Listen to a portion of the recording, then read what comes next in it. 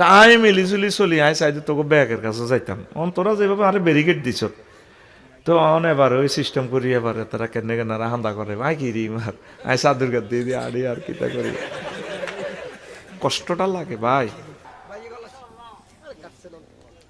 প্রিয় বন্ধুরা, আল্লাহ জাল্লা শানু বলছেন কুল্লু নাফসিন যায়কাতুল মাউত, প্রাণ আছে যার মরণ আছে তার। প্রত্যেক ব্যক্তি মরণের স্বাদ আস্বাদন করবে। আমরা জিহবাদি খাই না? খাই কি? জিহবাদি। গরুর প্রাণটা যাইতে দেখবেন যে জিহবাটা বের করে মা কই ওঠে, জবাই করে মা কই ওঠে, মাথাটা কিভাবে মারে, দাঁতের মধ্যে জিহবাটা আটকাই দিয়ে কামড় দিয়ে আলাদা করে এরপরে প্রাণটা যায়।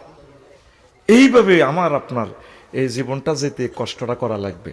স্বয়ং রাসূল সাল্লাল্লাহু আলাইহি ওয়াসাল্লাম পর্যন্ত এই কষ্টটা ওনাকে আজরাইল আলাইহিস সালাম এইভাবে সিস্টেম আল্লাহর হুকুম মাফিক হুজুর কান্দে দিছে।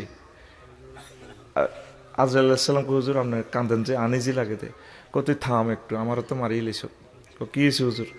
আমি যে কষ্ট পাইলাম, আমি যে কষ্ট পাইলাম, তুই আমারে কি করছো? ওহে আল্লাহ রসুল, আমি শাহাদাত আঙ্গুলি দিয়ে আপনাকে টাচ করছি। ও আজরাইল রে, আমার মনে হচ্ছে সাতটাবু আসমান জমিন দিয়ে তুই আমার চাপ দিছ। তাহলে আমার এই লুধিয়ারা 14 গ্রামের লোকগুলো 10টা অপারেশন রোগী, 80 বছর বয়স, এই সময় যদি বা তারা প্যারালাইসিসে 10 বছর শুয়ে এক অঙ্গ ফসে গেছে, এই অবস্থা যদি তারা মরে, এত কষ্ট দেশ কেমনে তারা ইমান রাখবো? কইয়া রাসূল আল্লাহ, এর চেয়ে সহজ বুদ্ধি আর নাই।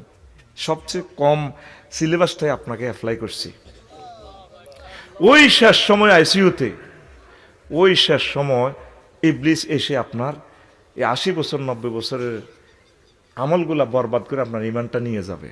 সাকরাতুল মউত যখন শুরু হয়ে যাবে, আলা ইন্না সাকরাতুল মউত, যখন সাকরাতুল মউত শুরু হয়ে যাবে, ইবলিস মায়ের সুরত ধরিয়ে আসবো, ফুতের সুরত ধরিয়ে আসবো, কিতা গো মা, কিতার হুত তোর কষ্ট হয় কেন, মা মরে যাই তো গো মা, আপনি কোথায় আইছেন?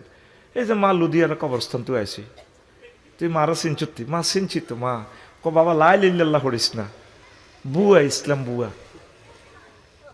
আসলে কে 6টা স্টেপের উডা বাইর হয়। 5 নম্বর স্টেপ হইল কাল্লা ইজা বালাগাতিল হলকুম ওয়াহিনা ইজিং তাংজুরুন, যখন